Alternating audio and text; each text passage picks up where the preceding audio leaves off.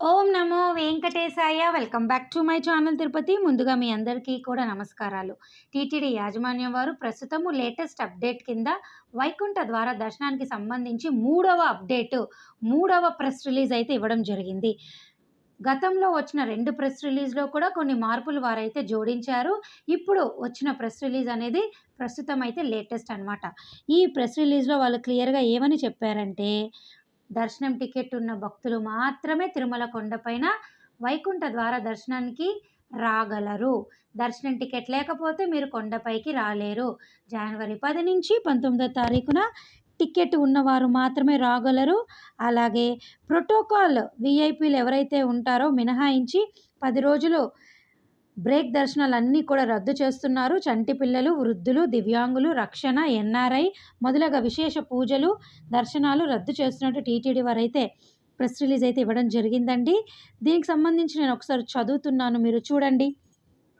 నేను డైరెక్ట్‌గా ముఖ్యాంశాల్లోకి వెళ్ళిపోతానండి. మన టీటీడీ అదనపు ఈవో ఈ విషయాలన్నీ కూడా మనకి ప్రెస్‌కి అయితే చెప్పడం జరిగిందండి. మొట్టమొదటి పాయింట్ ఏమిటి అంటే, వైకుంఠ ద్వార దర్శనం టోకెన్లు జారీ చేయనున్న 9 కేంద్రాలలో భక్తులకు అసౌకర్యం కలగకుండా టీ, పాలు, కాఫీని పంపిణీ చేస్తారు.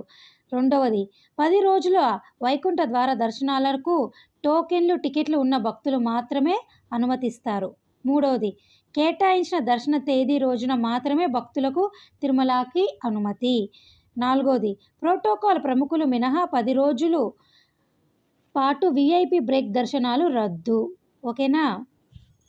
ఇప్పుడు ఐదవది, చంటి పిల్లల, వృద్ధులు, దివ్యాంగులు, రక్షణ, ఎన్ఆర్ఐ మొదలగు విశేష దర్శనాలు ఈ 10 రోజులు రద్దు. ఆరవది, గోవిందమాల భక్తులకు ఎలాంటి ప్రత్యేక దర్శనాల ఏర్పాట్లు ఉండవు. దర్శన టోకెన్లు, టికెట్లు కలిగిన భక్తులు మాత్రమే దర్శనాలకు అనుమతిస్తారు. ఏడవది, వైకుంఠ ద్వార దర్శన రోజుల్లో గదులు అడ్వాన్స్ రిజర్వేషన్ ఉండదు. ఎనిమిదవది, భక్తులకు ఇబ్బంది తలెత్తకుండా లడ్డూ విక్రయ కేంద్రాలు అన్ని కౌంటర్లు అందుబాటులో ఉండేలా చూస్తారు. తొమ్మిదవది, ప్రతిరోజు 3.5 లక్షల లడ్డూలను అందుబాటులో ఉంచాలని, అదనంగా 3.5 లక్షల లడ్డూలను బఫర్ స్టాకుగా ఉంచేందుకు చర్యలు.